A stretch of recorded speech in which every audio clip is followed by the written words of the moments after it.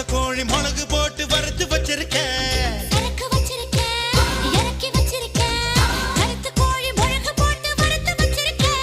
கோழி ருசியா இருந்தா கோழிய திம்பேன், குமரி ருசியா இருந்தா குமரிய திம்பேன்.